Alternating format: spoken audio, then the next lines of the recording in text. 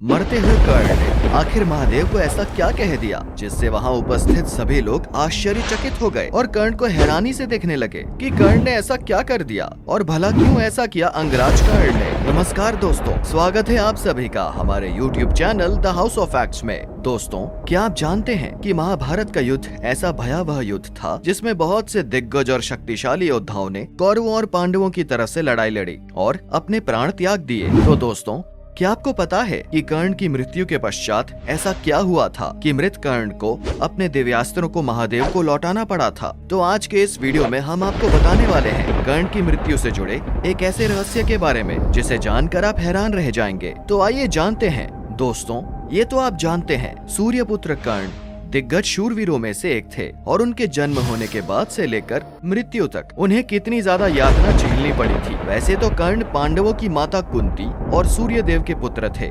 परंतु उनका पालन पोषण एक सारथी ने किया था। इस कारण उन्हें सूत पुत्र कहा जाता था। कर्ण को बचपन से ही धनुर्विद्या सीखने की प्रबल इच्छा थी, मगर सूत पुत्र होने के कारण कोई भी उन्हें शिक्षा देना नहीं चाहता था। इस कारण वे ज्ञान अर्जित करने परशुराम जी के पास गए और उनसे धनुर्विद्या का ज्ञान लेने लगे। दोस्तों, समय बीतने के साथ साथ कर्ण धनुर्विद्या में पारंगत होते गए और काफी कम समय में ही परशुराम जी के प्रिय से शिष्य बन गए और साथ ही साथ बहुत सारे युद्ध कलाओं में भी पारंगत हो गए थे। यही नहीं, परशुराम जी ने उन्हें कई सारे अस्त्र शस्त्रों का ज्ञान प्रदान किया, जिसमें भार्गवास्त्र और ब्रह्मास्त्र महत्वपूर्ण है।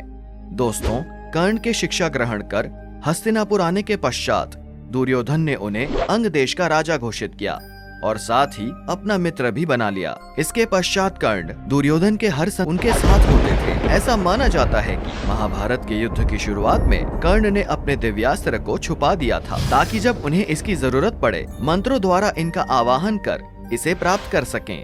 मगर कर्ण को जब अपने दिव्यास्त्रों की जरूरत पड़ी तो कर्ण अपने गुरु के द्वारा मिले श्राप की वजह से आवाहन मंत्रों को भूल गए और साथ ही साथ उनके रथ का पहिया भी घस गया, जिसका लाभ उठाकर श्री कृष्ण के आदेशानुसार अर्जुन ने कर्ण को मार गिराया। और जब ये बात परशुराम जी को पता चली तो वो कर्ण के पास पहुँचे और विलाप करने लगे। तभी परशुराम जी को एक बात याद आई कि यदि दिए गए दिव्यास्त्रों का इस्तेमाल न किया जाए तो वो नष्ट नहीं होते और कोई भी बुरी शक्तियों का गलत इस्तेमाल कर सकता है। तभी भगवान परशुराम ने कर्ण को कुछ प्रहर के लिए जीवित कर दिया और उनसे कहा कि हे पुत्र, आज तुम्हारी मृत्यु मेरे द्वारा दिए गए श्राप के कारण हुई है। मेरे श्राप के कारण ही तुम अपनी शिक्षा भूल गए। इस पर कर्ण ने परशुराम जी से कहा कि नहीं गुरुदेव, ऐसा बिल्कुल भी नहीं है, बल्कि आपकी शिक्षा और आपका आशीर्वाद तो हमेशा मेरे साथ ढाल बनकर खड़ा रहा। साथ ही वे परशुराम जी से कहते हैं कि हे गुरुदेव, आप अपना कार्य बताइए जिसकी वजह से आपने मुझे पुनर्जीवित किया है।